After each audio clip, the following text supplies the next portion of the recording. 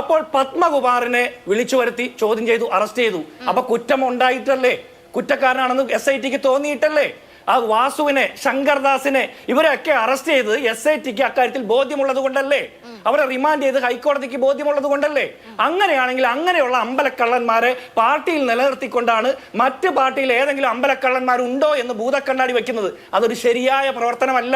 കേരളം ഭരിക്കുന്നവർ കണ്ണടച്ചത് കൊണ്ടാണ് പോറ്റി 2019 മുതൽ 2025 വരെ ഈ അമ്പലക്കൊള്ളയിൽ ആസ്വദിച്ച് മുന്നോട്ട് പോയത്. ആ ദേവസ്വം വിജിലൻസ് റിപ്പോർട്ട് മൂടി വെച്ചത് പോറ്റി കള്ളനാണെന്ന് എനിക്കോ ഈ ചർച്ച കാണുന്ന മാതൃഭൂമിയുടെ പ്രേക്ഷകർക്കോ നമുക്ക് ആർക്കും അറിയില്ലായിരുന്നല്ലോ. കേരളത്തിലെ ദേവസ്വം ബോർഡിനും ദേവസ്വം വകുപ്പിനും ദേവസ്വം വിജിലൻസിനും അല്ലാതെ, സംസ്ഥാന സർക്കാരിനല്ലാതെ ആ കള്ളനാണ് എന്നുള്ള ദേവസ്വം വിജിലൻസ് റിപ്പോർട്ട് മൂടി വെച്ചത് എന്തിന്? അതിനുള്ള മറുപടിയാണ് പറയേണ്ടത്. നടുപ്പറമ്പിൽ ക്രെഡിറ്റ് സൊസൈറ്റിയുടെ ഉടമയുടെ പ്രതികരണമാണ്. ഈ സൊസൈറ്റിയുടെ ഒരു പ്രശ്നം എന്താണെന്ന് വെച്ചാൽ, ശബരിമല സ്വർണ്ണക്കൊള്ള കേസിൽ 13ാം പ്രതിയായ തന്ത്രി 2.5 കോടി രൂപ നിക്ഷേപിച്ചു. പക്ഷേ ആ പണം നഷ്ടപ്പെട്ടപ്പോൾ ഒരു പരാതിയും കൊടുത്തില്ല എന്ന് പറയപ്പെടുന്ന സ്ഥാപനമാണ്. ആ സ്ഥാപനത്തിൽ നിന്ന് 2 കോടി രൂപ ആന്റണി MP വാങ്ങി. അത് പണം തിരികെ നൽകിയില്ല, പലതവണ ആവശ്യപ്പെട്ടിട്ടും എന്നുള്ളതാണ് ആരോപണം.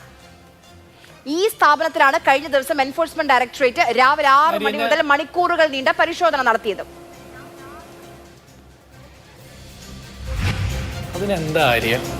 അതിനെന്താ എനിക്ക് മനസ്സിലാകുന്നില്ല. ഈ നാട്ടിൽ പണം നഷ്ടപ്പെടുന്ന ആളുകളൊക്കെ പത്രക്കാരെ വിളിച്ചാണല്ലോ പറയുന്നത്. എന്താ ഈ നാട്ടിൽ ആഭ്യന്തര വകുപ്പിനെ വിശ്വാസമില്ലേ? തന്ത്രിക്ക് 2 കോടി രൂപ നഷ്ടപ്പെട്ടു, തന്ത്രിക്ക് പരാതിയില്ല. പത്രക്കാരെ എൻഫോഴ്സ്മെന്റ് ഡയറക്ടറേറ്റിന്റെ പരിശോധന 2 ദിവസം മുൻപ് നടന്നു. ക്ലബിലല്ലേ? 2 ദിവസം മുൻപ് നടന്നു. അത് കഴിഞ്ഞ് ഇങ്ങനെ ഒരു സംഭവം ഉണ്ടെന്ന് അദ്ദേഹം പറയുകയായിരുന്നു. അല്ല, എൻഫോഴ്സ്മെന്റ് ഡയറക്ടറേറ്റ് അവിടേക്ക് എത്താനുള്ള കാരണം തന്ത്രിയുടെ നിക്ഷേപവുമായി ബന്ധപ്പെട്ടാണ് എന്നാണ് ഞാൻ മനസ്സിലാക്കുന്നത്. അല്ല, ഇപ്പൊ ഇത് ആരോടാ അദ്ദേഹം പറഞ്ഞത്? എൻഫോഴ്സ്മെന്റ് ഡയറക്ടറേറ്റ് അവിടെ റെയ്ഡ് നടത്തിയോ എന്തോ, അവരവരുടെ പണിയായിട്ട് നടക്കട്ടെ. ഞാൻ ചോദിക്കട്ടെ, ഇത് ആരോടാണ്? മാധ്യമങ്ങളോടല്ലേ പറഞ്ഞത്? മാധ്യമങ്ങളോട് പറയാതെ ഈ നെടുമ്പറമ്പിൽ മറ്റെന്താ സൊസൈറ്റിയോ അവരെന്താ എന്ന് കേരളത്തിലെ ആഭ്യന്തര വകുപ്പിന് പരാതി കൊടുക്കാത്തത്? അല്ലെങ്കിൽ നിയമപരമായിട്ട് ഇത്രയും കാലമായിട്ട് പോകാതിരുന്നത്? ഒരു തെരഞ്ഞെടുപ്പ് ആസന്നമാകുന്ന സമയത്ത് തന്ത്രിയുടെ പണം നിക്ഷേപിച്ച സൊസൈറ്റിയിൽ നിന്ന് തന്ത്രിയുടെ പണം നഷ്ടപ്പെട്ടിട്ട് തന്ത്രിക്ക് പരാതിയില്ല. ആ പണം ആന്റണിക്ക് കടം കൊടുത്തു എന്നാണ് പറയുന്നത്. അത് തിരിച്ചു കിട്ടാത്തതിൽ അവർക്കും പരാതിയില്ല. ED അവിടെ കയറി റെയ്ഡ് ചെയ്തപ്പോഴാണ് ഇത് പത്രക്കാരോട് പരാതി പറയുന്നത്. കേരളത്തിലെ പത്രക്കാരാണോ ഇത്തരം കാര്യങ്ങളിൽ തീർപ്പ് കൽപ്പിക്കുന്നത്? ഇപ്പൊ ഇവിടെ പോലീസിനും കോടതിക്കൊന്നും ഒരു വിലയുമില്ലേ? ഇതൊക്കെ ഒരു ബാലിശമായിട്ടുള്ള കാര്യങ്ങളായിട്ടാണ് ഞാൻ മനസ്സിലാക്കുന്നത്.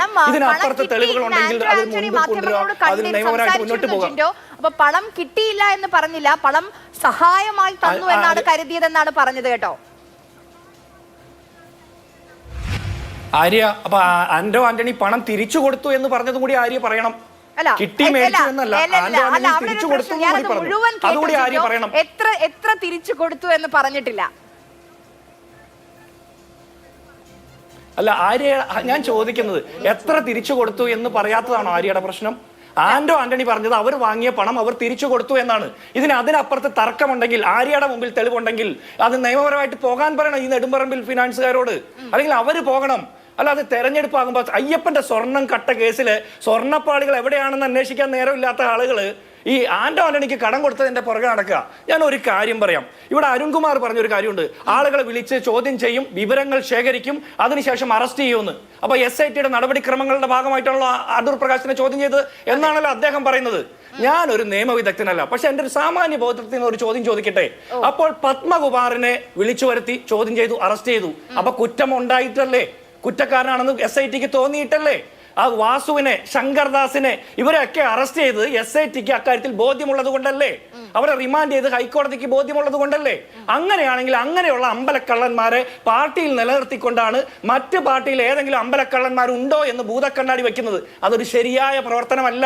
കേരളം ഭരിക്കുന്നവർ കണ്ണടച്ചത് കൊണ്ടാണ് പോറ്റി 2019 മുതൽ 2025 വരെ ഈ അമ്പലക്കൊള്ളയിൽ ആസ്വദിച്ച് മുന്നോട്ട് പോയത്.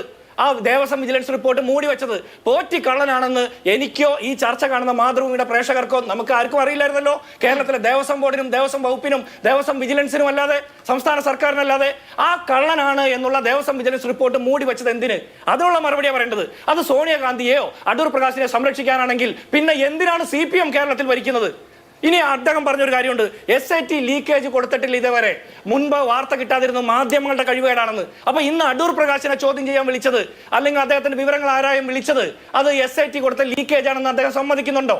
അപ്പൊ മുൻപ് വിവരങ്ങൾ പുറത്തു വരാതിരിക്കുകയും ഇന്ന് പുറത്തു വരികയും ചെയ്യുന്നത് SIT തന്നെ, അതിലെ ഉദ്യോഗസ്ഥർ തന്നെ ലീക്കേജ് കൊടുത്താണെന്നുള്ള ഒരു പരിപ്രേക്ഷ്യല്ലേ നമ്മൾ മനസ്സിലാക്കേണ്ടത്. അപ്പൊ ഇതെല്ലാം പറയുന്നതിന് നേരെ വിപരീതമായിട്ട് വരുന്നത്. ഇനി ഏതെങ്കിലും ഒരു വിശ്വാസിയുടെ കയ്യിൽ ശബരിമലയുമായി ബന്ധപ്പെട്ട് നിൽക്കുന്ന കള്ളനാണെന്ന് നമുക്കൊക്കെ 2025 വരെ അറിയാത്ത പോറ്റി ചരട് കെട്ടി കൊടുക്കുന്നത് കുറ്റമാണെങ്കിൽ നമ്മൾ എന്താ അതിന് മറുപടി പറയാ? ജ്യോതി മൽഹോത്ര കേരളത്തിലെ ടൂറിസം പ്രൊമോഷന് വേണ്ടി വന്നു. അതേ ജ്യോതി മൽഹോത്രയെ ഈ രാജ്യത്തെ ദേശദ്രോഹത്തിന് കേന്ദ്ര സർക്കാർ അറസ്റ്റ് ചെയ്തു. അന്ന് ഞങ്ങള് കേരളത്തിലെ PWD മന്ത്രി, ടൂറിസം മന്ത്രി മുഹമ്മദ് റിയാസിനോടൊപ്പം നിന്നത്. കാരണം ജ്യോതി മൽഹോത്ര രാജ്യദ്രോഹിയാണെന്ന് മുഹമ്മദ് റിയാസിന് അറിയില്ലായിരുന്നു എന്നുള്ളതാണ് ഞങ്ങളുടെ ജയിക്ക്. രാജ്യദ്രോഹിയായിട്ടുള്ള ഒരാളെ കേരളത്തിൽ മുഹമ്മദ് റിയാസ് വിളിച്ച് പരിപാടി പങ്കെടുപ്പിക്കുമെന്ന് ഞങ്ങൾക്ക് തോന്നുന്നില്ല. രാഷ്ട്രീയമായിട്ട് ഞങ്ങൾ എതിർപക്ഷത്ത് നിൽക്കുമ്പോൾ പോറ്റി കള്ളനാണെന്ന് അറിയാവുന്ന ദേവസ്വം വകുപ്പിനുമാണ്. ആ പോറ്റിയെ മൂടി വെച്ച് സംരക്ഷിച്ചിട്ട് ഇപ്പം അടൂർ പ്രകാശിനെതിരെ അല്ലെങ്കിൽ ആന്റണി MP-ക്കെതിരെ നമുക്ക് നമ്മുടെ മുന്നിൽ, അല്ലെ എന്റെയും ജിൻഡോയുടെയും മുന്നിൽ പൊതുസമക്ഷം ആ 2 ചിത്രങ്ങൾ മാത്രമേ ഉള്ളൂ. ഈ ചിത്രങ്ങൾ കുറേ കാലമായി ഇവിടെ ഉണ്ട്. അപ്പോൾ ഇത്രയും കാലം വിളിപ്പിച്ചില്ല. അപ്പൊ ഇന്ന് എന്തുകൊണ്ട് വിളിപ്പിച്ചു? എന്റെ ഒരു സംശയമാണ് ഞാൻ ജിൻഡോയോട് ചോദിക്കുന്നത്. അത് കുറച്ചു മുമ്പ് ഞാൻ ജിൻഡോ വരുന്നതിന് മുൻപ് ഞാനത് രാജ്മോഹനോട് ചോദിക്കുകയും ചെയ്തു. അതായത് ഈ കഴിഞ്ഞ ദിവസം SIT ഉണ്ണികൃഷ്ണൻ പോറ്റിയുടെ ജാമ്യാപേക്ഷയെ എതിർത്തുകൊണ്ട് കോടതിക്ക് നൽകിയ അതിലൊരു പരാമർശമുണ്ട്. അതിൽ പറയുന്നത് സസ്പീഷ്യസ് ആയിട്ടുള്ള ഫിനാൻഷ്യൽ ട്രാൻസാക്ഷൻസ് നടന്നിട്ടുണ്ട്, അതിന്റെ അന്വേഷണം ചെന്നൈയിലും കർണാടകയിലും നടന്നുകൊണ്ടിരിക്കുകയാണ്. അത് നഷ്ടപ്പെട്ടു പോയ സ്വർണം തിരിച്ചു കിട്ടില്ല, റിക്കവർ ചെയ്തിട്ടില്ല എന്ന് പറയുമ്പോഴും സസ്പീഷ്യസ് ആയിട്ടുള്ള ഫിനാൻഷ്യൽ ട്രാൻസാക്ഷൻസ് നടന്നിട്ടുണ്ട് എന്ന് പറയുന്നുണ്ട്. അതിന്റെ ഭാഗമായിട്ടായിരിക്കുമോ ചോദ്യം ചെയ്യൽ, സാമ്പത്തിക ഇടപാട്? കാരണം അല്ലാതെ ഈ ചിത്രങ്ങൾ വെച്ച് അതിന്റെ ഒരു എത്രത്തോളം ഒരു ചിത്രങ്ങൾ വെച്ചിട്ടൊക്കെ ഇപ്പം ഒരു MP-യെ വിളിപ്പിക്കാൻ ഈ പറഞ്ഞതുപോലെ എന്തെങ്കിലും ഉണ്ടോ എന്ന് നമുക്കറിയില്ലല്ലോ. അതുകൊണ്ടാണ് ഞാൻ പറഞ്ഞത്, ഒരു ഘട്ടം കഴിഞ്ഞപ്പോൾ SIT രാഷ്ട്രീയമായിട്ട് ചട്ടുകമാക്കപ്പെടുന്നുണ്ട്. ഈ രാജു എബ്രഹാമിനെ എന്തുകൊണ്ടാണ് ചോദ്യം ചെയ്യാത്തത്? കടകംപള്ളിയെ ചോദ്യം ചെയ്ത് വിട്ടു.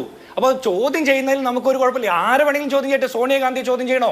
കുഴപ്പമില്ല, ചോദ്യം ചെയ്തോ. സോണിയാഗാന്ധിയാണല്ലോ കേരളത്തിലെ ദേവസ്വം വകുപ്പ് ഭരിക്കുന്നത്. അപ്പൊ ചോദ്യം ചെയ്യണമല്ലോ. ഇനി ഞാൻ ചോദിക്കട്ടെ, സസ്പീഷ്യസ് ആയിട്ടുള്ള മണി ട്രാൻസാക്ഷൻസ് നടന്നു എന്നാണ് പറയുന്നത്. അല്ല, CPM-ന്റെ അഖിലേന്ത്യാ ജനറൽ സെക്രട്ടറി MA ബേബിയുടെ സ്റ്റാൻഡ് എന്താണെന്ന് നമുക്കറിയാമല്ലോ. ഇപ്പൊ കേരളത്തിലെ CPM-കാർ പറയുന്നതിന്റെ മാത്രമല്ലല്ലോ, സോണിയാഗാന്ധിയെ കുറിച്ചിട്ട് ആ കാര്യത്തിൽ CPM-ന്റെ ജനറൽ സെക്രട്ടറി MA ബേബിയുടെ സ്റ്റേറ്റ്മെന്റ് നമുക്കറിയാം. ഞാൻ പറയുന്നത് സാമ്പത്തികമായിട്ടുള്ള ഇടപാടുകൾ നടന്നു എന്നുള്ള കാര്യങ്ങളുണ്ടല്ലോ. ഇത് ഡിജിറ്റൽ ഇന്ത്യയല്ലേ? K4 നടപ്പാക്കിയ കേരളമല്ലേ? ഡിജിറ്റൽ ഇന്ത്യയല്ലേ? അങ്ങനെ സസ്പീഷ്യസ് ആയിട്ടുള്ള ട്രാൻസാക്ഷൻസ് നടന്നു എന്ന് കോടതിയിൽ റിപ്പോർട്ട് കൊടുത്തിട്ട് പിന്നെയും ദിവസങ്ങൾ കഴിഞ്ഞിട്ടാണോ അടൂർ പ്രകാശിന് എന്തെങ്കിലും ബന്ധമുണ്ട് ഈ ചോദ്യം ചെയ്യേണ്ടത്? അതൊക്കെ കണ്ടുപിടിക്കാനായിട്ട് നിമിഷങ്ങൾ മാത്രം പോരെ? അല്ലെങ്കിൽ അത്രയും സാങ്കേതിക പരിജ്ഞാനവും സൗകര്യങ്ങളും ഇല്ലാത്ത ഒരു SIT ആണോ കേരളത്തിൽ അന്വേഷിക്കുന്നത്? ഞാൻ അങ്ങനെ വിചാരിക്കുന്നില്ല. ഞാൻ അവിടെ അണ്ടർസ്റ്റിമേറ്റ് ചെയ്യുന്നില്ല.